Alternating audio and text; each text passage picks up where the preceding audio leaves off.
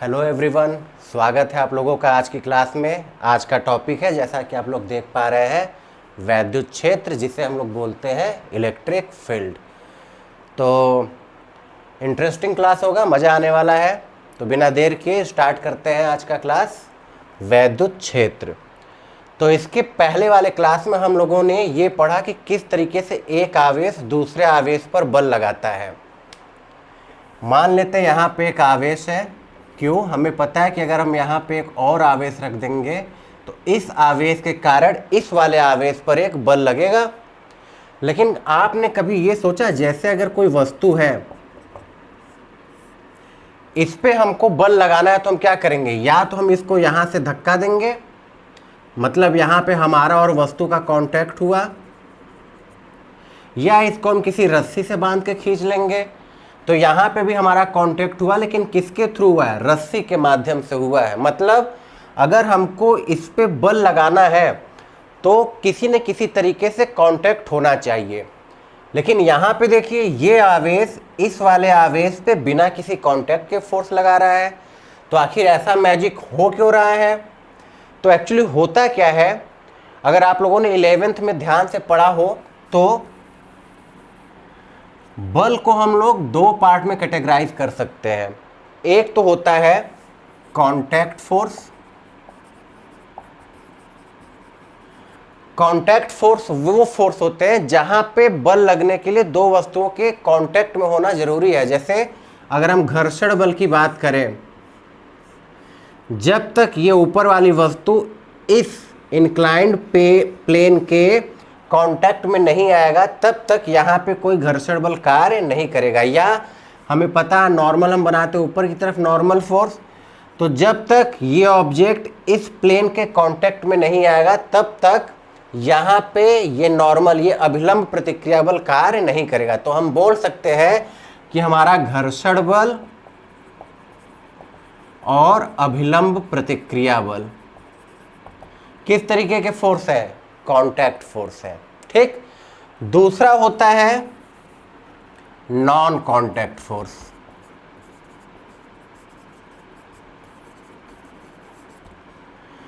Non contact force, जैसा कि हम लोग यहां पे देख पा रहे हैं, वैद्युत बल।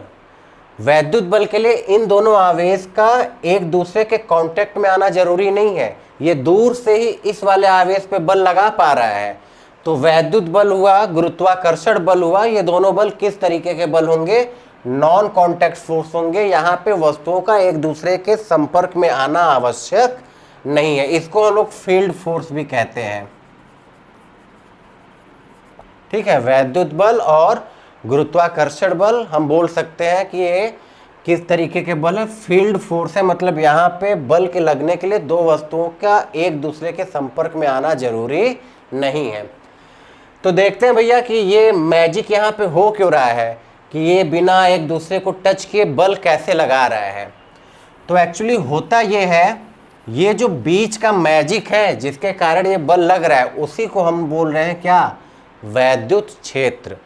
तो ये आवेश, इस आवेश पे जो बल लगा रहा है, एक तरीके से वो 2 स्टेप प्रोसेस है। मतलब 2 स्टेप्स में हो रहा है।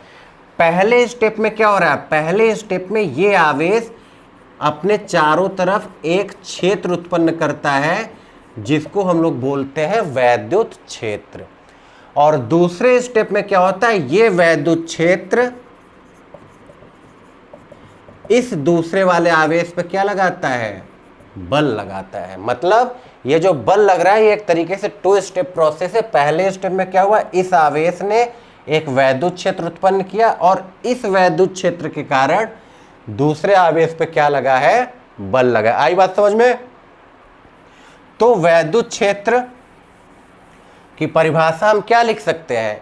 किसी भी आवेश के, इसको हम लोग बोलते हैं सोर्स चार्ज, जिसके कारण कि हमको वैद्युत क्षेत्र निकालना है, और इसको बोलते हैं टेस्ट चार्ज, मतलब परीक्षण आवेश। इसकी सहायता से हम वैद्युत क्षेत्र की तीव्रता या बल जो भी निकालना होगा वो निकालते हैं।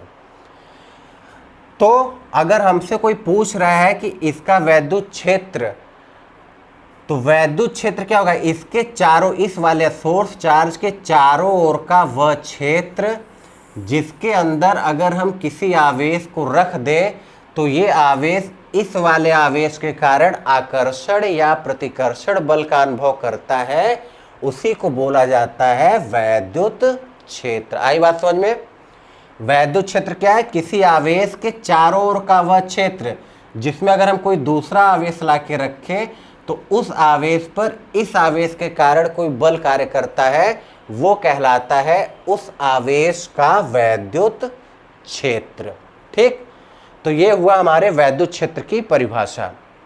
लेकिन इसके साथ दिक्कत ये हुआ कि वैद्युत क्षेत्र तो हमको दिखाई नहीं दे रहा था, तो फिर क्या किया जाए? तो उसके लिए कुछ काल्पनिक रेखाएं बनाई गई। क्या बनाई गई?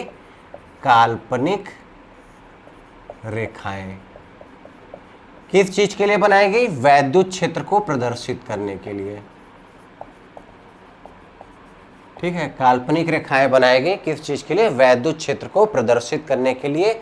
और इन्हीं काल्पनिक रेखाओं को नाम दिया गया वैद्युत बल रेखाएं। ठीक है, तो अगर हमसे पूछता कि वैद्युत बल रेखाएं क्या है, तो सबसे पहली बात तो वैद्युत बल रेखाएं कैसी रेखाएं होती है? काल्पनिक, इमेजिनरी होती है, वास्तव में होती नहीं, ये हमने खुद बनाया है। किस लिए बनाया है? तो वैद्युत क्षेत्र को प्रदर्शित करने के लिए। ठीक है, तो वैद्युत बल रेखाएं क्या है? वैद्युत बल रेखाएं वे काल्पनिक रेखाएं हैं जो किसी भी स्थान पर किसको प्रदर्शित करती है? वैद्युत क्षेत्र की दिशा को प्रदर्शित करती है। तो ये वैद्युत बल रेखाएं खींची कैसी गई, हमको कैसे पता चलेगा कि ये रेखा कहां से जाएगी? तो उसके लिए क्या किया गया कि एक टेस्ट चार्ज, परीक्षण आवेश लाया गया, उसको मान लेते हैं यहाँ पे कोई वैद्युत क्षेत्र रहा होगा किन्हीं भी आवेशों के कारण, मान लेते हैं Q1, Q2, Q3, कई आवेश हैं, इसके कारण यहाँ पे कुछ वैद्युत क्षेत्र होगा। तो जब हम इस आवेश को इनके वैद्युत क्षेत्र में रखेंगे तो इस पे एक बल कार्य करने लगेगा, और अगर ये गति करने के लिए स्वतंत्र है तो हमको पता है अगर ये बल काम करेगा इस पे तो बल की दिशा में गति करने का प्रयास करेगा। तो ये जिस दिशा में गति करेगा वही किसकी दिशा होगी? वैद्युत बल रेखाओं की दिशा होगी। ठीक है, वैद्युत बल रेखाएं क्या है? वैद्युत बल रेखाएं काल्पनिक रेखाएं हैं जो किसी भी स्थान पर वैद्युत क्षेत्र की दिशा को प्रदर्शित करती हैं। वैद्युत बल रेखाएं खींची कैसे जाती हैं? तो हम किसी भी वैद्युत क्षेत्र में जाते हैं, एक परीक्षण आवेश को जनरली धन में लिया जाता है, धन परीक्षण आवेश, और यहाँ भी सारे जो आवेश रहते हैं वो धन ही होते हैं। तो किसी धन परीक्षण आवेश को जब रखते हैं तो वो जिस पथ पर गति करेगा इन वैद्युत क्षेत्र के कारण, वही हमारी क्या होगी? वैद्युत बल रेखा। तो वैद्युत बल रेखा ये तो बताया गया कि काल्पनिक रेखा है और वैद्युत क्षेत्र की दिशा को प्रदर्शित करता है। तो अब हम यहाँ पे दिशा बताएंगे कैसे? तो मान लीजिए ये हमारी हो गई वैद्युत बल रेखा, हमसे पूछा कि पॉइंट ए पर वैद्युत क्षेत्र की दिशा प्रदर्शित करिए, तो हमें कुछ नहीं करना, हमें पॉइंट ए पे जाना है। अब देखो ये आवेश गति किस दिशा में कर रहा है? इस दिशा से इस दिशा में, तो हम स्पर्श रेखा भी खींचेंगे तो किधर से खींचेंगे? इस दिशा से इस दिशा को, तो ये हो जाएगी वैद्युत क्षेत्र की दिशा। इस दिशा में स्पर्श रेखा नहीं खींचना है, क्यों? क्योंकि आवेश किधर से गति कर रहा है? इधर से इधर की ओर। तो आवेश जिधर से गति कर रहा है उधर से स्पर्श रेखा खींचना शुरू करेंगे, और किधर की ओर खींचेंगे? तो जिस दिशा में गति कर रहा है। हमसे पूछा गया पॉइंट बी पे बताइए वैद्युत क्षेत्र की दिशा, तो यहाँ पे हम एक स्पर्श रेखा खींच देंगे, ये हो जाएगा यहाँ पे वैद्युत क्षेत्र की दिशा। आई बात समझ में? तो सबसे पहले हमने क्या सीखा कि वैद्युत क्षेत्र, तो वैद्युत क्षेत्र क्या होता है? किसी आवेश के चारों ओर का वह क्षेत्र जिसमें अगर हम किसी अन्य आवेश को रख दें तो उस आवेश पे सोर्स आवेश के कारण आकर्षण बल या प्रतिकर्षण बल लगता है। प्रदर्शित किससे करते हैं वैद्युत क्षेत्र को? तो काल्पनिक रेखाओं से प्रदर्शित करते हैं, जिनको नाम क्या दिया गया? वैद्युत बल रेखाएं। जो कि वैद्युत बल रेखाएं क्या करती है? वैद्युत क्षेत्र की दिशा को प्रदर्शित करती है। वैद्युत क्षेत्र की दिशा पता कैसे लगाएंगे? तो जहां पे हमसे पूछ रहा है वैद्युत क्षेत्र की दिशा, वहां पे हम जाएंगे और बल रेखा पे एक स्पर्श रेखा खींच देंगे, तो वही होगी वैद्युत क्षेत्र की दिशा। अच्छा, अब देखो वैद्युत क्षेत्र दो तरीके के हो सकते हैं, एक होता है एक समान वैद्युत क्षेत्र और दूसरा होता है असमान वैद्युत क्षेत्र। अगर एक समान वैद्युत क्षेत्र है तो जो बल रेखाएं होंगी वो एक दूसरे के समांतर आएंगी, ठीक है। तो अगर हमको कभी भी क्वेश्चन में ये समांतर बल रेखाएं दिया और पूछा कि किस तरीके का वैद्युत क्षेत्र है, तो हमारा जवाब क्या होना चाहिए, एक समान वैद्युत क्षेत्र। और असमान वैद्युत क्षेत्र किस तरीके से होती है, वक्र के रूप में मिलती है। तो एक समान वैद्युत क्षेत्र समांतर रेखाएं होंगी, जबकि असमान वैद्युत क्षेत्र होगा तो हमको कैसी रेखा मिलेगी, वक्र रेखा मिलेगी, ठीक है। यहां तक कोई दिक्कत? तो वैद्युत बल रेखाओं की कुछ विशेषताएं हैं जिसके बारे में अब हम पढ़ेंगे, जो कि इंपॉर्टेंट है, सबको पता होना चाहिए। तो सबसे पहली विशेषता यह है कि जो वैद्युत बल रेखाएं होती हैं वो धन आवेश से बाहर की ओर निकलती, मतलब अंदर की तरफ नहीं आएंगी, वो धन आवेश से दूर जाएंगी इस तरीके से, ठीक है। पहली विशेषता बहुत ही इंपॉर्टेंट पॉइंट है ये। अगर हमको वैद्युत क्षेत्र बनाना है, वैद्युत बल रेखा बनाना है, तो ये हमको पता होना चाहिए कि जो वैद्युत बल रेखाएं होती है वो धन आवेश से बाहर की तरफ निकलती हैं और ऋण आवेश की ओर आती हैं इस तरीके से। ये अंतर याद रखना है, धन आवेश से बाहर की तरफ और ऋण आवेश की ओर आती हैं, ठीक। अगर ये हमारा अकेला आवेश है तो यहाँ से शुरू होगा और समाप्त कहाँ पे होगा, अनंत पे, मतलब ये आवेश से किधर को जाएंगी, अनंत की ओर जाएंगी। वैसे ही अगर ये हमारा एक अकेला ऋण आवेश है तो ये अनंत से आएंगी और किधर आएंगी, आवेश की तरफ आएंगी। तो ये अंतर सबको पता होना चाहिए। धन आवेश से बल रेखाएं बाहर की ओर निकलती है और कहाँ समाप्त होती है, अनंत पे, अगर हमारा एकल बिंदु आवेश है। वैसे अगर हमारा एकल बिंदु ऋण आवेश है तो अनंत से प्रारंभ होगी बल रेखाएं और आके समाप्त कहाँ होंगी, यहाँ पे, मतलब यहाँ पे आवेश की ओर आती हैं और यहाँ पे आवेश से दूर जाती है, ठीक है। पहली विशेषता सबको समझ में आई, बहुत ही इंपॉर्टेंट है, ये सबको पता होना चाहिए कि प्लस है तो वैद्युत क्षेत्र किस दिशा में होगा और माइनस है तो वैद्युत क्षेत्र किस दिशा में होगा। प्लस है तो आवेश से दूर और माइनस है तो आवेश की ओर, ठीक है। दूसरा, मान लीजिए हम एक प्लस और एक माइनस आवेश को पास पास रख देते हैं, तो हमें पता है, देखो वैद्युत बल रेखा कहाँ से निकलती है, प्लस से निकलती है, तो प्लस से निकलेगी और समाप्त कहाँ पे होगी, जाके माइनस पे। प्लस से निकलेगी और समाप्त कहाँ पे होगी, माइनस पे। फिर माइनस से प्लस की ओर नहीं जाएगी, क्योंकि हम देख सकते हैं माइनस से कभी दूर नहीं जा रहा है, तो ये प्लस से निकलेगा और माइनस की ओर जाएगा। अच्छा, एक चीज़ अगर आप लोगों को ध्यान हो तो आप लोगों ने 10th में पढ़ा होगा, चुंबकीय बल रेखाएं चुंबक के लिए होती थी, नॉर्थ पोल से निकलती थी और साउथ पोल में, उत्तरी ध्रुव से निकल के कहाँ जाती थी, दक्षिणी ध्रुव में। लेकिन चुंबक के अंदर वो दक्षिणी ध्रुव से किधर आती थी, उत्तरी ध्रुव की ओर। तो ये देखिए, ये कैसा वक्र बना रहा है, बंद वक्र। लेकिन यहाँ पे ये बंद वक्र नहीं बना पा रहा है, ये कैसा वक्र बना रहा है, खुला वक्र, ठीक। तो हमें ये भी पता होना चाहिए, वैद्युत बल रेखा अगर प्लस और माइनस पास पास रखे हैं तो प्लस से जाएगी और माइनस की ओर जाएगी, लेकिन फिर माइनस से प्लस की ओर नहीं आएंगी। तो वैद्युत बल रेखाएं कैसा वक्र बनाती हैं, खुला वक्र बनाती हैं, ठीक है।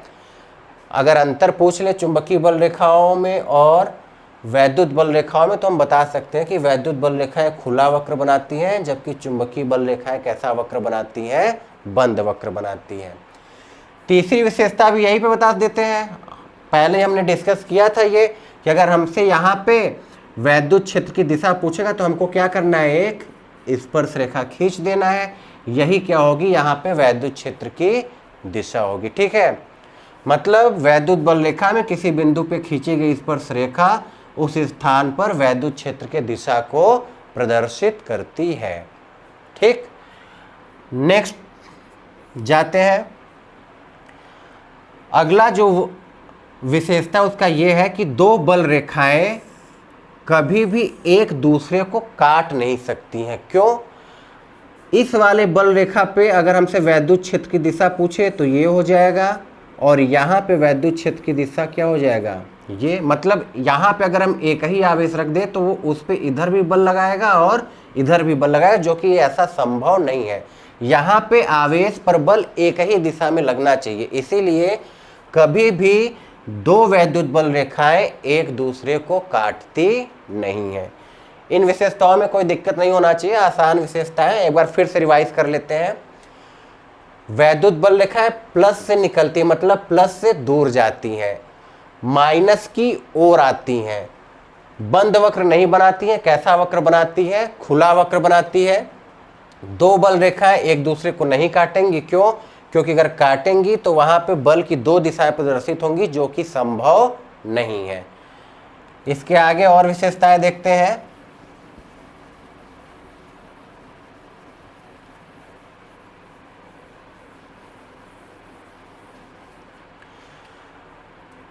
जो चौथी विशेषता है वो ये बताता, बहुत ही इंपॉर्टेंट है, कि अगर कोई चालक पदार्थ है तो उस चालक पदार्थ के अंदर वैद्युत बल रेखाएं नहीं होती है। मतलब वैद्युत बल रेखा अगर यहाँ से जाएंगी तो अब इसके अंदर हम वैद्युत बल रेखा नहीं बनाएंगे, वो यहाँ से इस तरीके से बाहर निकलेगी। ठीक है, तो चालक के अंदर वैद्युत बल रेखाएं नहीं होती है। क्यों, क्योंकि अगर वैद्युत बल रेखाएं होंगी मतलब यहाँ पे वैद्युत क्षेत्र है, और वैद्युत क्षेत्र है तो यहाँ पे आवेश पे क्या लगेगा, एक बल लगेगा।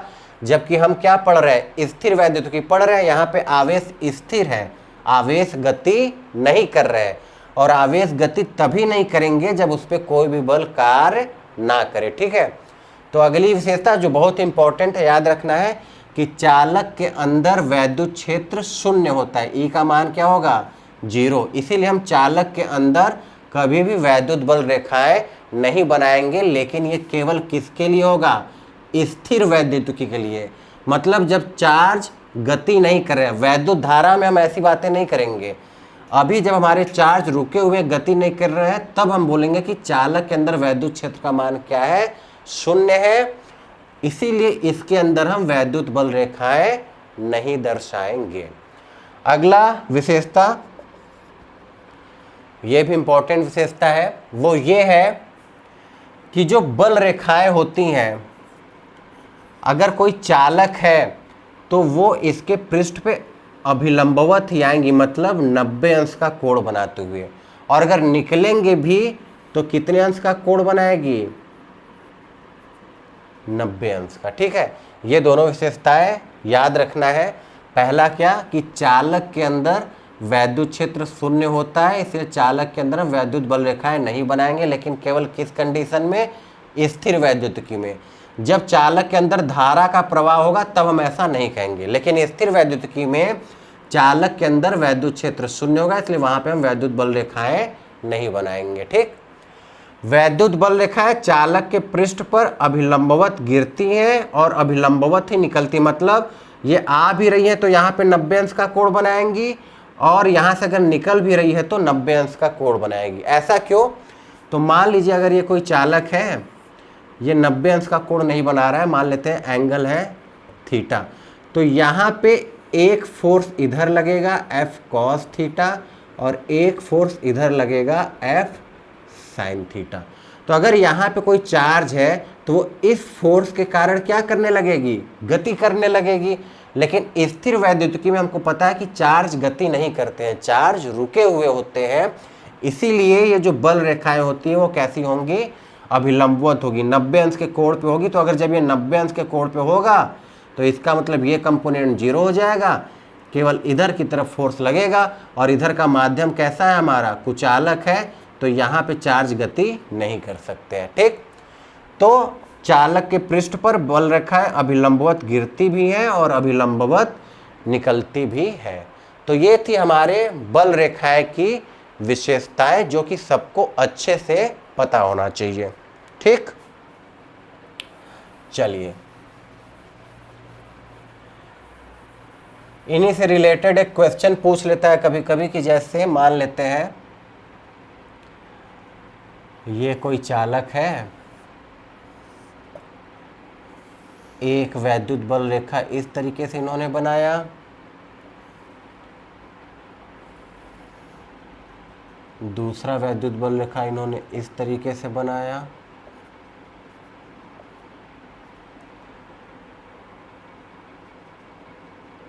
तीसरा वैद्युत बल रेखा इन्होंने इस तरीके से बनाया, और चौथा वैद्युत बल रेखा इन्होंने कुछ इस तरीके से बनाया। ये ए, बी, सी और डी, ये हमारा क्या है, चालक है। और हमसे पूछ लेगा कि इनमें से ये बताए कि इन चारों में से ए, बी, सी, डी में से कौन सी बल रेखा इसमें सही रूप से बनाई गई है। तो सोचिए कौन सी वाली सही होनी चाहिए। चलिए देखिए, शुरुआत करते ए से। तो हमको पता है चालक के अंदर बल रेखा नहीं होना चाहिए, इसका मतलब ये भी गलत हो गया और ये भी गलत हो गया, क्योंकि इन दोनों ने ही चालक के अंदर बल रेखा को दर्शाया है। ठीक, दूसरा अब यहाँ पे ये दोनों, इन दोनों में चालक के अंदर बल रेखाएं नहीं है, तो ठीक है, वो कंडीशन तो मैच कर गया। अब हमको ये देखना है कि क्या ये चालक के पृष्ठ पे 90 अंश का कोण बना रही है। क्या ये चालक के पृष्ठ पे 90 अंश का कोण बना रही है? तो नहीं, ये चालक के पृष्ठ पे 90 अंश का कोण नहीं बना रही। लेकिन ये एंगल हम देख सकते हैं, ये कितने अंश का है, 90 अंश, 90 डिग्री का है। इसका मतलब हमारा डी ऑप्शन सही है। ठीक है, चालक के अंदर बल रेखाएं नहीं होंगी और चालक के पृष्ठ पे जो बल रेखाएं आपतित होंगी या चालक के पृष्ठ से जो बल रेखाएं निकलेंगी वो चालक के पृष्ठ के साथ कितने अंश का कोण बनाने चाहिए, 90 अंश का कोण बनानी चाहिए। ठीक, आई बात समझ में। चलिए तो अब और आगे बढ़ते हैं।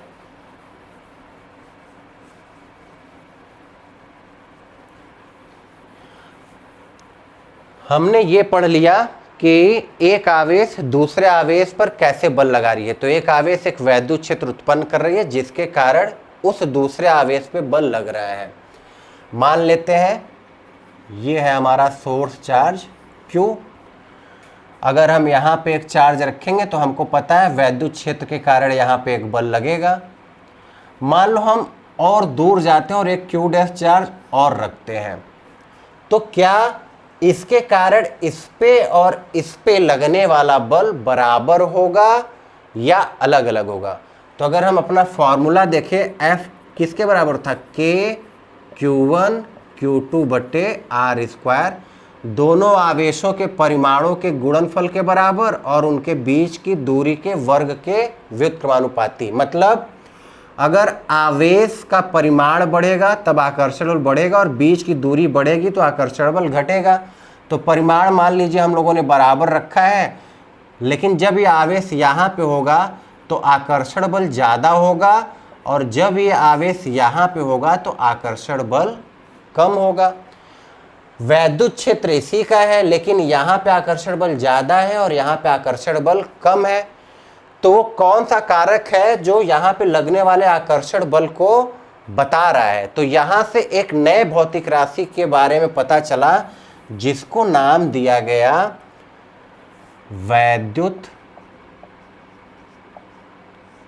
क्षेत्र की तीव्रता। प्रदर्शित किससे किया गया, ए से। ठीक है, वैद्युत क्षेत्र की तीव्रता वो भौतिक राशि है जो निर्धारित करे कि उस आवेश पे कितना बल लगेगा।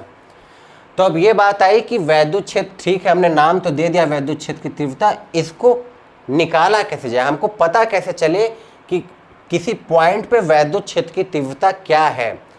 तो मान लेते हैं वो जो तरीका बताएगा वो ये बताएगा कि एक सोर्स चार्ज ले लेते हैं Q, जिसके कारण मान लेते हैं हमको R दूरी पे, यहाँ पे पॉइंट एक P है, यहाँ पे हमको बताना है कि वैद्युत क्षेत्र की तीव्रता कितनी होगी। ठीक है, हमको क्या करना है, हमें हमारे पास एक सोर्स चार्ज है Q जिसने एक वैद्युत क्षेत्र उत्पन्न किया होगा, तो हमको R दूरी पे जाके ये बताना है कि यहाँ पर वैद्युत क्षेत्र की तीव्रता कितनी होगी। तो जो तरीका बताया गया वो ये बताया गया कि एकांक परिमाण का कोई आवेश ले आए। मतलब एक हम यहाँ पे टेस्ट चार्ज, एक परीक्षण आवेश ले आएंगे जिसका मान हम कितना ले लेते हैं, मान लेते हैं 1 कूलम। तो इसके कारण इस पे जितना बल लगेगा वही यहाँ पे वैद्युत क्षेत्र की तीव्रता होगी।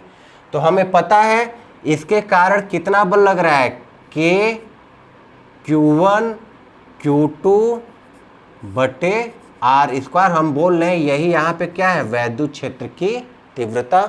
तो E बराबर क्या आ गया, के Q बटे आर स्क्वायर। ठीक है, मतलब E बराबर हम लिख सकते हैं F बटे Q। हम यहाँ पे Q आवेश रखें, मान लीजिए एक बार को इसका अगर हम परिमाण बोलते हैं कि Q ही है, तो हम बोले कि Q आवेश पे कितना बल लग रहा है, तो Q आवेश पे कितना बल लगेगा, F बराबर के Q1 Q2 बटे आर स्क्वायर। लेकिन वैद्युत क्षेत्र की तीव्रता का परिभाषा क्या था कि इसके एकांक परिमाण पे कितना आकर्षण बल लग रहा है। तो अगर Q पर ऐकिक नियम अगर हम आपको याद हो कि अगर Q पे F है तो एक पे कितना होना चाहिए, F बटे Q। तो E बराबर क्या होगा, F बटे Q। तो जब हम F में Q से भाग देंगे तो क्या बचेगा, के Q बटे आर स्क्वायर। ठीक है, तो वैद्युत क्षेत्र के तीव्रता का फॉर्मूला, इंपॉर्टेंट फॉर्मूला, हम क्या लिखेंगे, वेक्टर E बराबर वेक्टर F बटे Q बराबर के Q बटे आर स्क्वायर।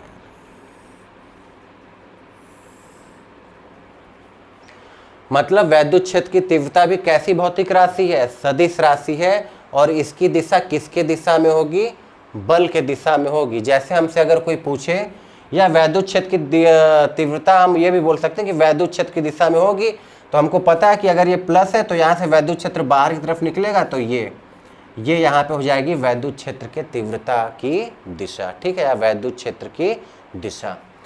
तो वेक्टर E बराबर वेक्टर F बटे Q। यहाँ पे ये Q ध्यान देना है कि ये टेस्ट चार्ज है, ये वाला Q है। तो किस फॉर्मूले में कौन सा चार्ज लेना है ये सबको ध्यान देना है। और यहाँ पे जो Q है जिसके कारण हम वैद्युत क्षेत्र की तीव्रता निकाल रहे हैं, जिस आवेश के कारण, हम इस आवेश के कारण यहाँ पे वैद्युत क्षेत्र की तीव्रता निकाल रहे हैं, तो इसको हम बोलते हैं सोर्स चार्ज। तो ये हमारा कौन सा चार्ज होगा, सोर्स चार्ज। ठीक, तो ये फॉर्मूला है, इसको सभी लोग नोट कर लें। वेक्टर E बराबर वेक्टर F बटे Q बराबर के Q बटे आर स्क्वायर। नोट कर लिया, चलिए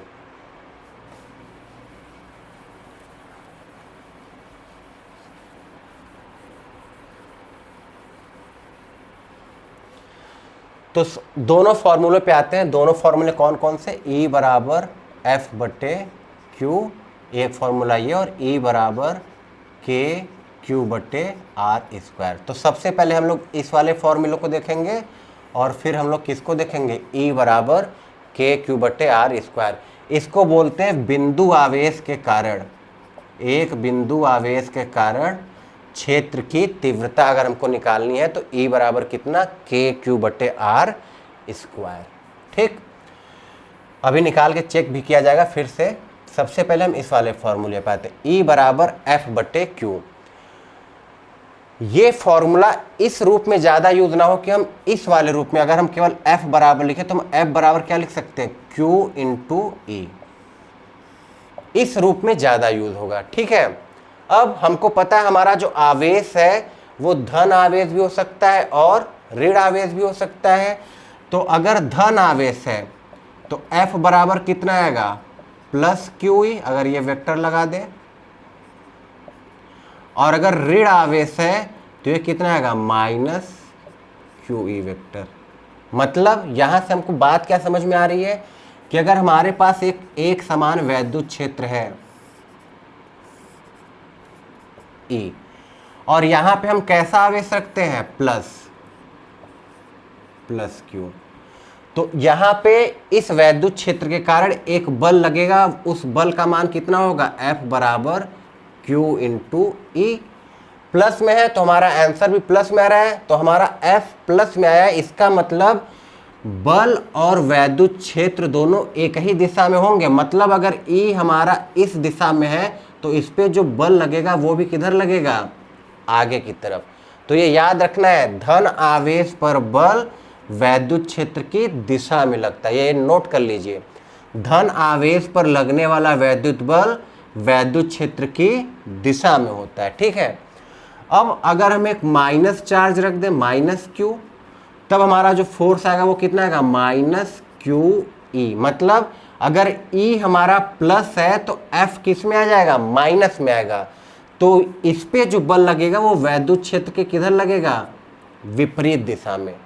तो दोनों में अंतर हमको याद रखना, बहुत इंपॉर्टेंट कॉन्सेप्ट है कि धन आवेश पर लगने वाला बल वैद्युत क्षेत्र की दिशा में होता है, जबकि ऋण आवेश पर लगने वाला बल वैद्युत क्षेत्र के विपरीत दिशा में। तो इसको नोट कर लीजिए सभी लोग, धन आवेश पर बल वैद्युत क्षेत्र की दिशा में तथा ऋण आवेश पर बल वैद्युत क्षेत्र के विपरीत दिशा में, ठीक। चलिए इसको और अच्छे से समझते हैं। अभी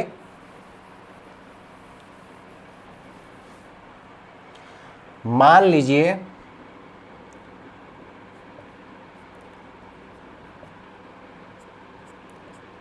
तो हमको पता है बल रेखाएं किधर से किधर होंगी, प्लस से माइनस की तरफ। तो इस तरीके से हमने बल रेखाएं बना दिया। और ये जो हमारा वैद्युत क्षेत्र है वो कैसा है, एक समान वैद्युत क्षेत्र, मतलब हर जगह वैद्युत क्षेत्र की तीव्रता हम बोल सकते हैं बराबर है, ठीक है। अब अगर हम यहाँ पे एक प्लस आवेश को ले जाके रख दे, केवल रखने का मतलब इसका प्रारंभिक वेग कितना है, 0 है। तो सबसे पहला क्वेश्चन हमसे वो पूछ सकता है कि ये किस दिशा में गति करेगा। एक बार को हम ये भी मान लेते हैं कि जो गुरुत्वाकर्षण बल है वो 0, मतलब गुरुत्वीय त्वरण 0 हो गया। अगर गुरुत्वाकर्षण बल 0 है तो गुरुत्वीय त्वरण भी क्या हो गया, 0, मतलब गुरुत्वाकर्षण बल के कारण इस पर कोई बल काम नहीं कर रहा है, ठीक है। तो अब हमसे ये पूछेगा कि ये किस दिशा में गति करेगा, तो हमको ये देखना होगा कि इस पे कौन कौन से बल कार्य कर रहे हैं। तो गुरुत्वाकर्षण बल को तो पहले हमने बोल दिया कि वो कार्य नहीं कर रहा है, लेकिन अगर वैद्युत क्षेत्र में है तो हमको ये पता है कि इस पर एक वैद्युत बल कार्य करेगा। अब वैद्युत बल कार्य करेगा तो वैद्युत बल किस दिशा में काम करेगा, तो हम देख सकते हैं ये धन आवेश है, और अभी हमने पढ़ा कि धन आवेश पर लगने वाला बल वैद्युत क्षेत्र की दिशा में होता है। मतलब इस पे जो बल काम करेगा वो कहाँ काम करेगा, नीचे की तरफ काम करेगा। तो हमारा ये जो आवेश होगा वो एक सरल रेखा में गति करेगा। सबसे पहली बात तो ये, अगर हमसे बोल दे कि हम किसी आवेश को ले जाके एक समान वैद्युत क्षेत्र में रख दिए हैं तो किस दिशा में गति करेगा, तो वो किस में गति करेगा, सरल रेखा पथ पे गति करेगा, ठीक। या अगर हमसे बोलता, इतनी बात आई समझ में, अगर हमसे ये बोलता कि हमने इसको यहाँ पे रखा नहीं, हमने इसको आगे की तरफ u वेग दे दिया, हम यहाँ पे गए और इसको u वेग से आगे की तरफ फेंक दिए हैं, तब कैसी इसकी गति होगी।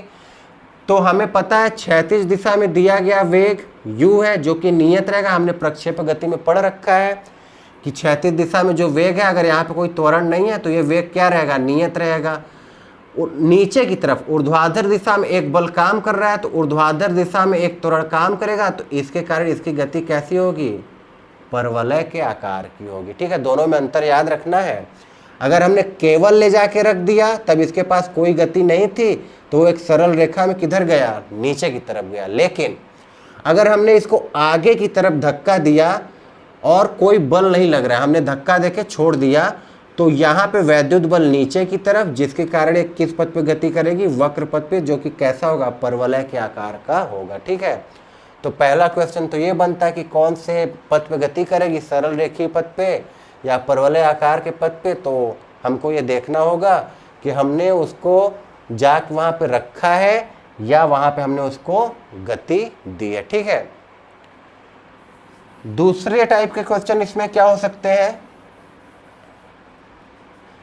फिर से वही मान लेते हैं एक समान वैद्युत क्षेत्र है,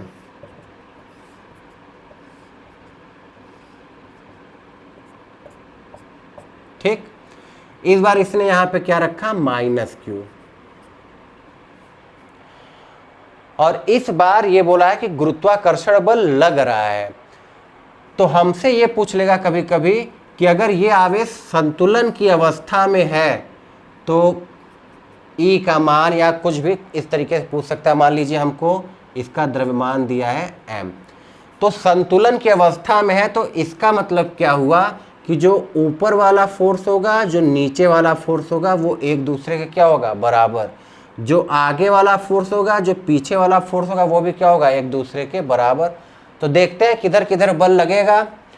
तो इस बार बोला है कि गुरुत्वाकर्षण बल लग रहा है, तो हमको पता है गुरुत्वाकर्षण बल किधर काम करता है, नीचे की तरफ। तो mg किधर काम करेगा, नीचे की तरफ। वैद्युत क्षेत्र है, तो वैद्युत क्षेत्र के कारण भी बल काम करेगा। उसकी दिशा क्या होगी, तो उसके दिशा के लिए हमको ये देखना होता है कि ये धन आवेश है या ऋण आवेश है। धन आवेश होता है तो वैद्युत क्षेत्र की दिशा में, और ऋण आवेश होता है तो वैद्युत क्षेत्र के विपरीत दिशा में। तो ये ऋण आवेश, इसका मतलब इस पे जो बल काम करेगा वो वैद्युत क्षेत्र के विपरीत दिशा में काम करेगा, जो कि ऊपर की तरफ होगा। और वैद्युत बल किसके बराबर होता है, Q इंटू ई। तो अगर हमसे बोल रहा है कि ये संतुलन की अवस्था में है, तो हम डायरेक्ट लिख सकते हैं QE बराबर mg। अब इन चारों में से किन्हीं तीन का मान हमको पता रहेगा और एक का मान निकालना रहेगा। जैसे हमको g दे दिया, m दे दिया और q दे दिया और पूछा e की वैल्यू बताइए, तो हम वैल्यू यहाँ पे पुट कर देंगे और हमको e का मान निकल के आ जाएगा। ठीक, कोई दिक्कत? इसको गति के समीकरण के साथ भी कंबाइन करके क्वेश्चन बनाया जा सकता है। जैसे ये एक समान वैद्युत क्षेत्र है और मान लेते E है और एक समान है। गुरुत्वाकर्षण पर हम मान के चलने की नहीं काम कर रहा है, हमने यहाँ पे जाके एक प्लस चार्ज को रख दिया। तो हमसे ये पूछा कि 2 सेकेंड बाद बताओ उसका वेग क्या हो जाएगा, या 2 सेकेंड में वो कितनी दूरी तय करेगी। तो कैसे करेंगे, देखिए जैसे हम इस आवेश को वैद्युत क्षेत्र में रखेंगे तो इस पे एक बल काम करेगा। अब हमको निकालना पड़ेगा कि बल की दिशा क्या होगी इस पे। तो हमको पता है धन आवेश पर जो बल लगता है वो वैद्युत क्षेत्र की दिशा में होता है, तो वैद्युत क्षेत्र आगे की तरफ है, तो इस पे लगने वाला बल भी किधर होगा, आगे की तरफ होगा, F। और अगर ये चार्ज Q है तो F का मान किसके बराबर आ गया, Q इंटू E के। इसका द्रव्यमान दिया रहेगा कि द्रव्यमान कितना है, m। अब हमको गति के समीकरण लगाना है तो हमको क्या निकालना पड़ेगा, त्वरण निकालना पड़ेगा पहले। तो हमको पता है F बराबर क्या होता है, m इंटू ए। तो a बराबर क्या हो जाएगा, F बट्टे m। F का मान कितना है, QE बट्टे m। हमें त्वरण पता चल गया, a बराबर QE बट्टे m। अब अगर वेग पूछ रहा है तो v बराबर u प्लस AT। यहाँ पे हमने ले जाके रख दिया था तो प्रारंभिक वेग 0 है, और अगर किसी वेग से गति करा देते तो हम उस u का मान यहाँ पे रख देते।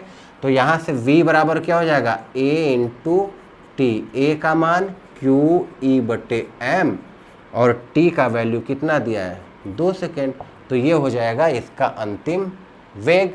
वैसे अगर दूरी पूछ रहा है तो s बराबर ut plus half a t square. तो a की वैल्यू रखेंगे, t की वैल्यू रखेंगे, हमको दूरी पता चल जाएगी। तो इस तरीके से वैद्युत बल के कॉन्सेप्ट को गति के समीकरण के साथ मर्ज करके भी क्वेश्चन बनाया जा सकता है। ठीक, आई बात समझ में? कोई दिक्कत? कर लेंगे सभी लोग, प्रैक्टिस करेंगे तो आ जाएगा। 1-2 बार अपने से कोशिश करिएगा, सारे सवाल आसान है, बिल्कुल आएगा। तो एक फॉर्मूला तो हमने कवर कर लिया, कौन सा, E बराबर F बटे Q। अब आते हैं दूसरे फॉर्मूले पे। किसी बिंदु आवेश के कारण, मान लेते हैं ये बिंदु आवेश है Q, इसके कारण R दूरी पर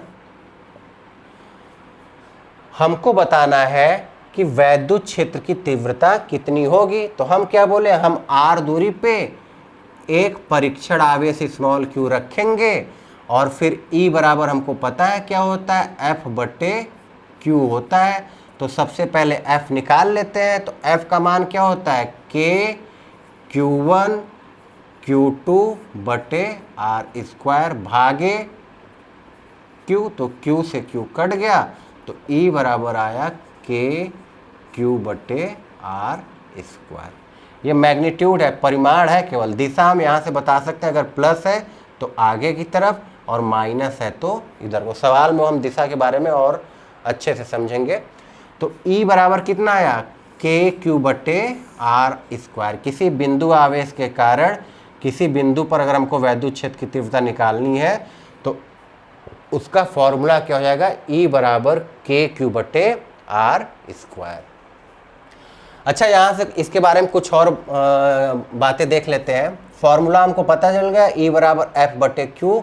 तो अगर हमसे कोई पूछे कि वैद्युत क्षेत्र की तीव्रता का मात्रक क्या होगा, तो हमको पता है बल का मात्रक क्या होता है, न्यूटन, और आवेश का मात्रक क्या होता है, कूलाम। तो वैद्युत क्षेत्र की तीव्रता का मात्रक क्या हो जाएगा, न्यूटन प्रति कूलाम। ठीक, ये हमने पहले ही देख लिया कि ये सदिश राशि है और दिशा किधर होती है, बल की तरफ होती है। दूसरा मात्रक क्या हो जाएगा, न्यूटन प्रति कूलाम। एक इसका दूसरा मात्रक और होता है, वो भी नोट कर लीजिए, वोल्ट प्रति मीटर। E बराबर V बटे L एक फॉर्मूला होता है, अभी हम लोग आगे पढ़ेंगे। तो V विभवांतर का मात्रक वोल्ट और लंबाई का मात्रक मीटर। तो एक मात्रक और इसका हम लिख सकते हैं वोल्ट प्रति मीटर। तो वैद्युत क्षेत्र की तीव्रता के दो मात्रक न्यूटन प्रति कूलाम या वोल्ट प्रति मीटर।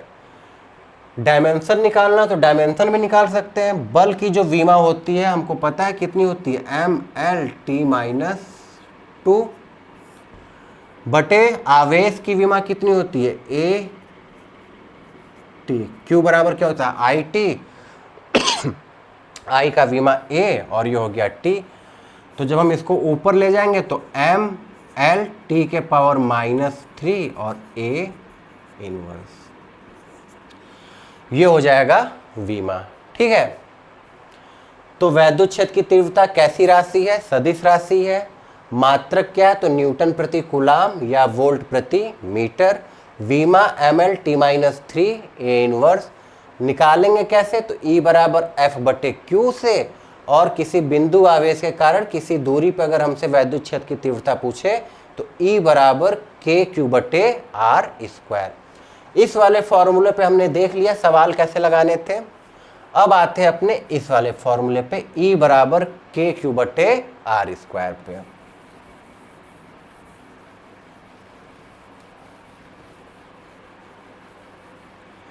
तो सबसे पहले एक आसान सा सवाल उठाते हैं। मान लेते हैं एक चार्ज है +2 कूलाम, इससे 2 मीटर दूरी पे यहाँ हमको वैद्युत क्षेत्र की तीव्रता बतानी है। ठीक, तो फॉर्मूला अभी हमने देखा है, किसी बिंदु आवेश के कारण किसी बिंदु पे अगर हमको वैद्युत क्षेत्र की तीव्रता निकालनी है तो E बराबर के क्यू बटे आर स्क्वायर। ये के हमने इसके पहले वाले वीडियो में पढ़ा है अच्छे से कि के क्या होता है, वैद्युत बल नियतांक होता है, जिसका मान डिपेंड करता है कि हमने माध्यम कौन सा लिया है और मात्रक कौन सा लिया है।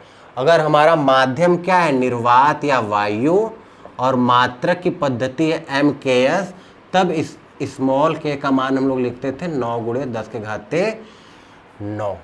ठीक है, तो मान के चलते हैं कि ये माध्यम, अभी हम जितने भी सवाल करेंगे उसमें हम सभी में माध्यम कितना मानेंगे, निर्वात ही मानेंगे, और मात्रक की पद्धति भी कितनी मान के चलेंगे, MKS में मान के चलेंगे। तो वैल्यू पुट करते हैं, E बराबर के 9 × 10⁹, Q 2, आर स्क्वायर तो 2 मीटर का वर्ग करेंगे तो 2 का स्क्वायर करेंगे तो 4, तो 2 दूनी 4, 4.5। E बराबर 4.5 × 10⁹ न्यूटन प्रति कूलाम। ये हो गया परिमाण। हमको ये पता चल गया कि यहाँ पे वैद्युत क्षेत्र की तीव्रता कितनी है, 4.5 × 10⁹। अब उसकी दिशा क्या होगी, तो हमें पता है ये प्लस है, प्लस से वैद्युत बल रेखा है बाहर की तरफ निकलती है, तो जब बाहर की तरफ निकलेंगे तो इधर जाएंगी, मतलब यहाँ पे वैद्युत क्षेत्र की तीव्रता या वैद्युत क्षेत्र की दिशा किधर होगी, आगे की तरफ होगी। ठीक है, अगर हम इसको नाम दे देते A और B, तो ये किधर से किधर को होगी, A से B की ओर होगी। ठीक है, कोई दिक्कत, आसान है।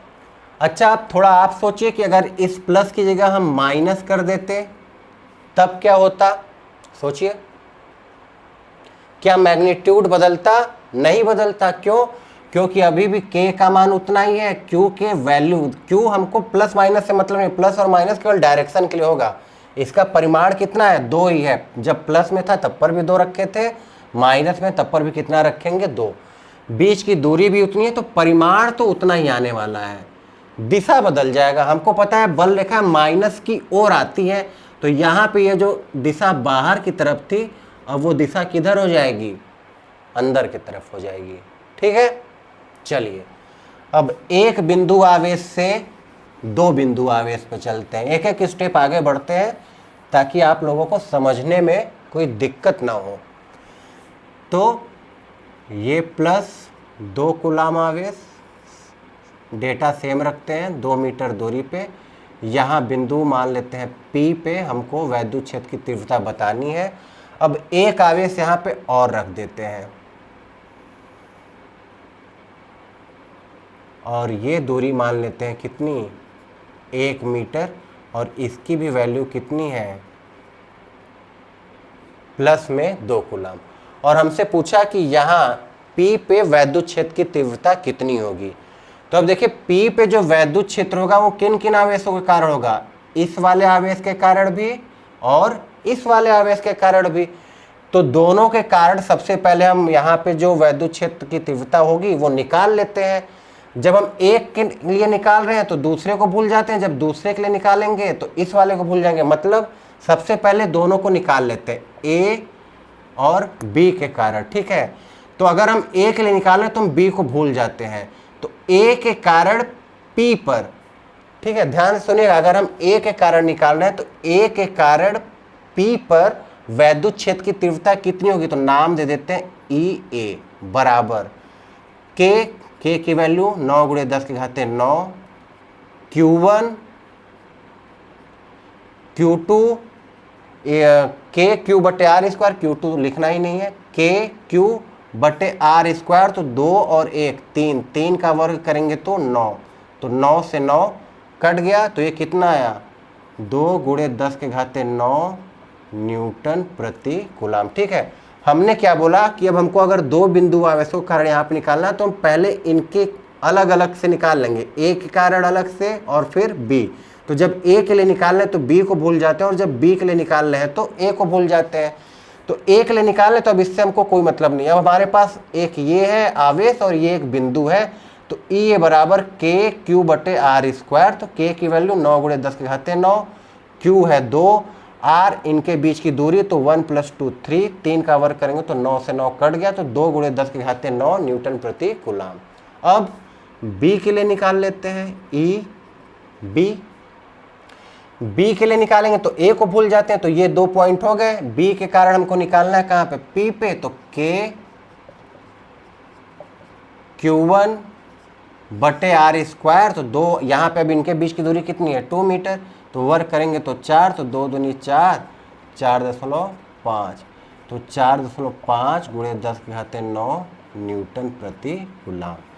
अब हमको EA और EB दोनों पता चल गया। ठीक, अब डायरेक्शन देखते हैं, दोनों प्लस में है, मतलब दोनों अगर प्लस में तो दोनों से आवेश बाहर की तरफ निकलेगा, तो A के कारण भी इसी दिशा में होगा और B के कारण भी इसी दिशा में होगा।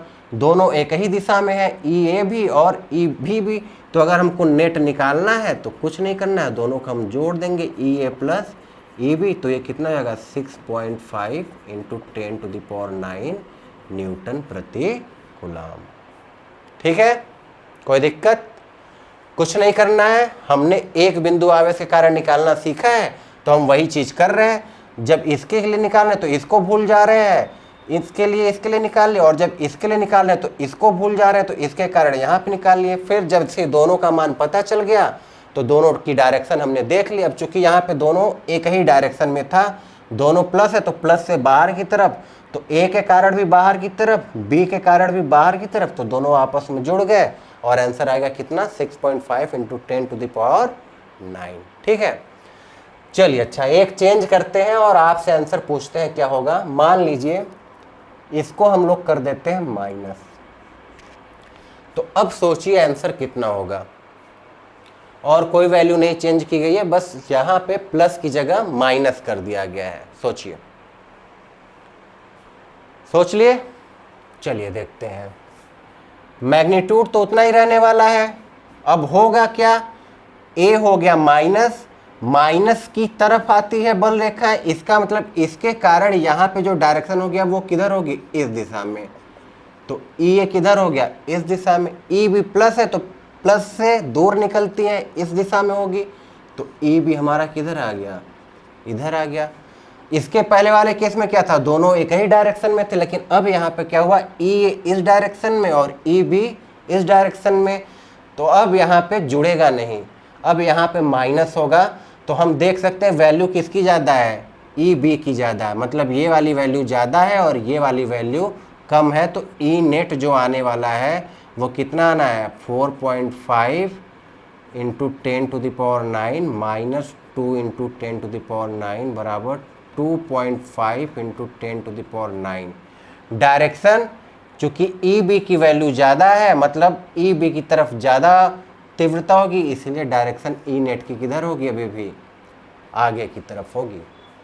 ठीक है, कुछ इस तरीके से कि एक इधर 4 न्यूटन से खींच रहा है और एक इधर 2 न्यूटन से खींच रहा है, तो ये किधर जाएगा, आगे की तरफ जाएगा। तो वही चीज़ यहाँ पे भी है, ई बी ज़्यादा है और ई ए कम है, तो ये किधर जाएगा, आगे की तरफ जाएगा। कितने से जाएगा, तो यहाँ कितने बल से जाता है, 4 माइनस 2, 2 से। तो वही चीज़ यहाँ पे भी किया गया, ई बी में से ई ए को माइनस कर दिया गया है। ठीक, अगर ये प्लस होता और ये माइनस होता तब क्या होता, देखो अब प्लस के कारण दूर जाता, तो अब ई ए की डायरेक्शन ये होती और ई बी की डायरेक्शन ये होती। अब जो हमारा नेट आता, परिमाण तो उतना ही रहता, लेकिन उसकी डायरेक्शन अब किधर हो जाती, पीछे की तरफ हो जाती। ठीक है, कोई दिक्कत, चलिए यहां तक तो आसान था। क्यों, क्योंकि जो सदिश तीव्रता निकाल रहे थे वो एक ही दिशा में थे। दिक्कत बच्चों को तब हो जाता है जब वो किसी एंगल पे आ जाते हैं। जैसे मान लीजिए इस सवाल पे आते हैं कि एक त्रिभुज है, ये वाली भुजा भी 2 मीटर, ये भी 2 मीटर और ये भी कितनी है, 2 मीटर। आवेश की वैल्यू भी उतनी रखते हैं, 2 कूलाम ये, 2 कूलाम ये हो गया पॉइंट ए, ये हो गया पॉइंट बी। हमसे पूछा कि पॉइंट सी पर वैद्युत क्षेत्र की तीव्रता कितनी होगी। तो तरीका वही है जो अभी हम लोग कर रहे थे, परेशान होने की जरूरत नहीं है। सीखते हैं पहले, सबसे पहले तो हम निकालते हैं कि परिमाण कितना होना चाहिए। तो जब इसके कारण निकालते हैं तो इसको भूल जाते हैं, और जब इसके कारण निकालेंगे तो इसको भूल जाएंगे। ठीक है, तो सबसे पहले इसके कारण निकालते हैं, तो इसके कारण निकालते हैं यहाँ पे, तो इससे हमको मतलब नहीं है। ये चार्ज है, इससे 2 मीटर दूरी पे यहाँ पे वैद्युत क्षेत्र की तीव्रता कितनी होगी, तो ई ए बराबर 9 गुणे 10⁹ क्यू बटे आर स्क्वायर। तो 2 का वर्ग करेंगे तो 4, तो 2 दूनी 4। आंसर हमको पता है कितना आया था, 4.5 गुणे 10⁹ न्यूटन प्रति कूलाम। ठीक है, ये हो गया ई ए का परिमाण।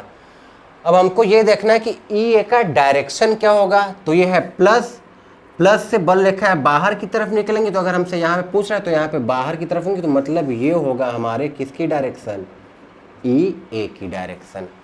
ठीक है, वैसे ही बी के कारण निकालते हैं, तो बी भी सारी वैल्यू तो सेम ही है। इसका मतलब बी का भी जो मैग्नीट्यूड आएगा वो भी इतना ही आएगा, 4.5 गुणे 10⁹ न्यूटन प्रति कूलाम। डायरेक्शन देख लेते हैं, तो ये भी प्लस में है, तो इसका मतलब इस डायरेक्शन में आएगा ई पी।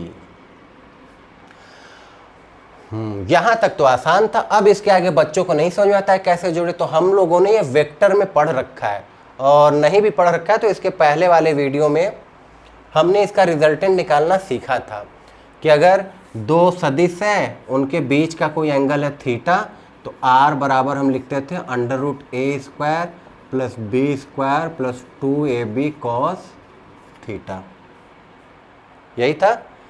और अगर हमने यहाँ पे वो भी देखा था कि अगर हमारे जो दोनों सदिश है ए और बी, अगर परिमाण दोनों का एक दूसरे का क्या होता था, बराबर होता था, तो ये जो रिजल्टेंट आता था वो बराबर आता था 2a cos थीटा बाई 2 की। ठीक है, तो देखते हैं यहाँ पे हमको दो चीज़ चाहिए। पहले तो 2 सही है, ए सदिश है, मतलब ई ए और ई बी, जो ए और बी है वो क्या है, ई ए और ई बी है। तो हम देखते हैं कि वैल्यू उनकी सेम है कि नहीं। तो ई ए की भी वैल्यू उतनी है और ई बी की भी वैल्यू उतनी है, तो ठीक है। तो आर बराबर 2, एक की जगह हम कितना लिख सकते हैं, 4.5 गुणे 10 के घाते 9 कॉस। अब हमको देखना है ये थीटा एंगल कितना होगा। तो हम देख सकते हैं समबाहु त्रिभुज है, तो ये भी 60 अंश, ये भी 60 अंश, ये भी 60 अंश। तो ये थीटा भी किसके बराबर हो जाएगा, 60 अंश के बराबर हो जाएगा। तो cos 60, तो 2 गुणे 4.5 गुणे 10 के घाते 9, cos 60 का मान 1/2। तो ये कितना जाएगा, 4.5 इंटू 10⁻9 न्यूटन प्रति कूलम। ठीक है, कोई दिक्कत, अच्छे से देख लीजिए।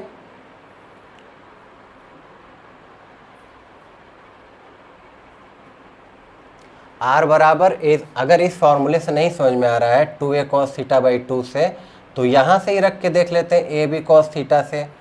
आंसर देखिए उतना ही आने वाला है। आर बराबर, चलिए एक बार फॉर्मूला निकाल के आपको दिखाते हैं। अगर दोनों मैग्नीट्यूड बराबर है, मान लो यहाँ पे भी ये e है और ये भी क्या है e, तो e square plus e square plus 2e² cos θ, a की जगह भी e, b की जगह भी e। तो r बराबर ये कितना हो जाएगा, 2e square plus 2e² cos θ। 2e² मिल गया कॉमन, बचा क्या, 1 प्लस cos θ। 1 प्लस cos θ किसके बराबर होता है, 2 cos स्क्वायर θ/2 के, 2 cos स्क्वायर θ/2। तो ये कितना हो जाएगा, 4e² cos स्क्वायर θ/2, जो कि बाहर आएगा तो कितना आएगा, 2e cos θ/2। वही चीज़ हमने रखा था, वैल्यू पुट कर दीजिए। 2e का मान 4.5 गुणे 10 के घाते 9 cos थीटा देख लेते हैं, एंगल कितना होगा, 60 अंश होगा। तो 60/2 cos 30 अंश। cos 30 अंश का मान कितना होता है, √3/2।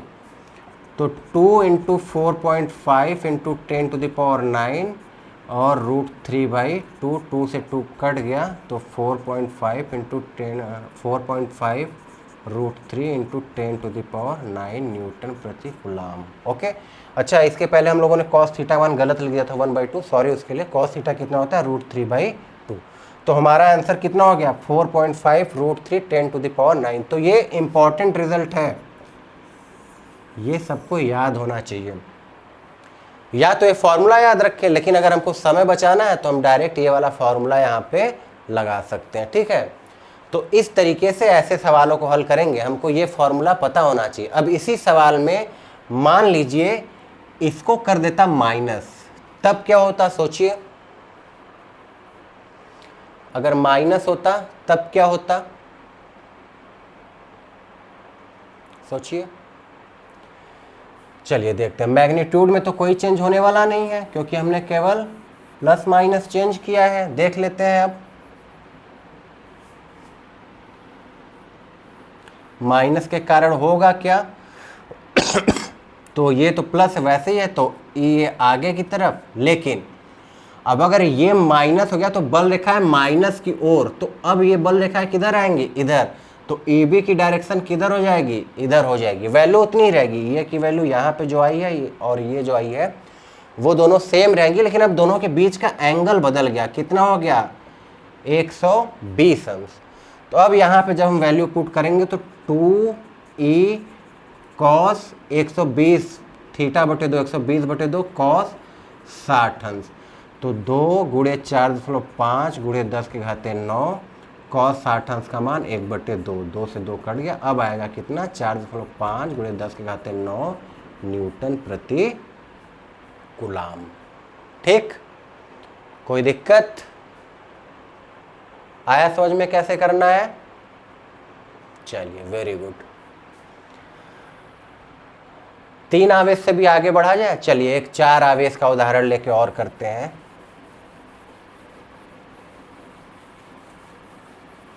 सॉरी, आवेश तो हमने 2 ही लिया था, तीसरे पे तो हमने वैद्युत क्षेत्र की तीव्रता निकाली थी। आवेश 3 ही रहेंगे, चौथे पे तो हमको निकालना ही है। मान लीजिए कुछ इस तरीके से है।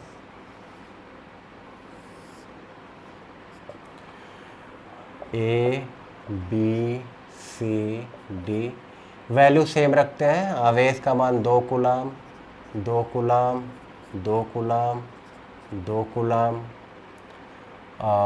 दूरी 2 मीटर,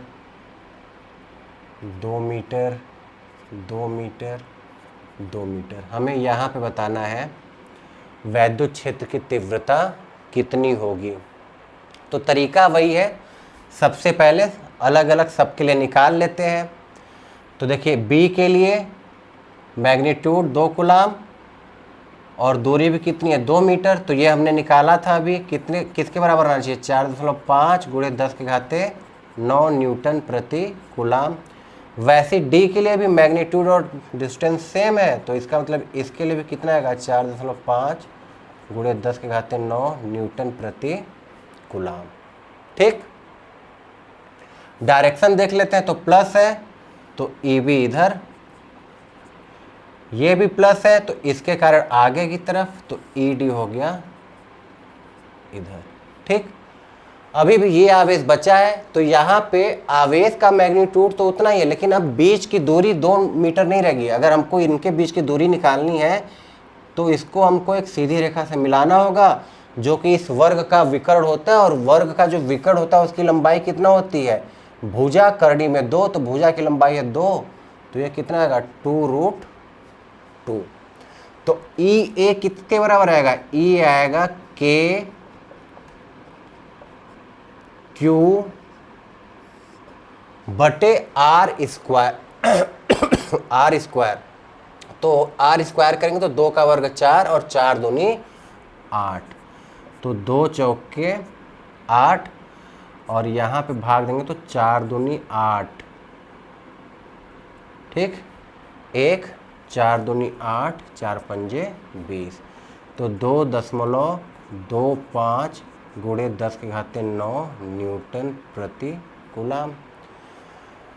ठीक है, तो कुछ नहीं करना है। देखिए सबसे पहले डायरेक्शन हमको सबको पता चल गया, इसकी डायरेक्शन किधर होगी, ये भी प्लस होगा तो इसकी डायरेक्शन इधर को होगी, इस तरीके से EA। ठीक है, अच्छा अब 3 देखिए हो गए, EA, EB और ED। ये एंगल हमको पता है कितना होगा, 45 अंश, तो ये भी कितना होगा, 45 अंश होगा।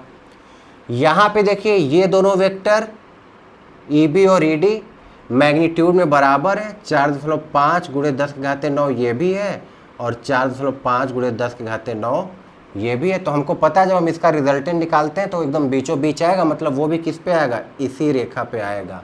मतलब EBD का जो रिजल्टेंट आएगा वो इसी डायरेक्शन होगा, जिस डायरेक्शन में कौन सा है, EA है। तो सबसे पहले हम EBD निकाल लेते हैं कि ये रिजल्टेंट इन दोनों का किसके बराबर आएगा। तो अभी हमने फॉर्मूला लिखा था कितना, 2A cos θ/2। तो निकालते हैं, तो R बराबर, या R का मतलब क्या है, EBD, R बराबर EBD किसके बराबर, तो 2A का मान कितना, मतलब ये जो मैग्नीट्यूड है कितना, 4.5 × 10⁹ cos थीटा, तो दोनों के बीच का कोण कितना है, 90, तो 90/2 मतलब cos 45 अंश। cos 45 अंश की वैल्यू रखते हैं 4.5 × 10⁹ cos 45 अंश का मान 1/2। तो जब भाग देंगे यहाँ पे तो करड़ी में 2 आएगा, करड़ी में 2, 4.5√2 × 10⁹ न्यूटन प्रति कूलाम। ये किसके बराबर आया, EBD। तो अब इस वाले रेखा पे 2 है, एक EA है और एक EBD है, दोनों एक ही दिशा में। तो हमको पता है E नेट कैसे निकलेगा, इन दोनों को जोड़ देंगे, EBD + EA। तो EBD कितना है, 4.5 √2 इंटू 10⁻9 प्लस ई ए हम लोगों ने कितना निकाला है 2.25 इंटू 10⁻9। इन्हीं दोनों को ऐड कर देंगे, हमको अपना रिजल्टेंट ई नेट यहाँ पर पता चल जाएगा। तो इस तरीके से ऐसे सवालों को हम लोग हल करेंगे। ठीक, अब प्लस माइनस आप लोग अपने से करके देख सकते हैं, इसके अलग अलग वेरिएशन बना सकते हैं। जैसे इसको माइनस कर दीजिए तो ये किधर हो जाएगा, इधर हो जाएगा, तो इसमें से एक प्लस हो जाएगा और एक क्या हो जाएगा, माइनस। दोनों अलग अलग दिशा में है, तो जो ज़्यादा वाला होगा उसमें से हम कम वाले को घटा देंगे। या अगर हम इसको माइनस कर देते हैं तो ये जो नीचे की तरफ था वो किधर बन जाएगा, ऊपर की तरफ बन जाएगा। तो अब रिजल्टेंट ये ऐसे इसका इधर आएगा, तो एक रिजल्टेंट ये और एक रिजल्टेंट ये, तो फिर हम इसका रिजल्टेंट निकाल लेंगे। तो इस तरीके से ऐसे सवालों को हल करते हैं। तो होप आज हम लोगों ने बहुत सी चीज़ें सीखी। उम्मीद है कि आप लोगों को मज़ा आया होगा। तो एक बार फिर से सारे सवालों को अपने से लगाने की कोशिश करिएगा, और अगर कोई डाउट हो, कहीं कुछ दिक्कत हो समझने में, तो कमेंट सेक्शन में मैसेज करिए, उसका रिप्लाई किया जाएगा। तब तक के लिए keep learning. Thank you, bye bye.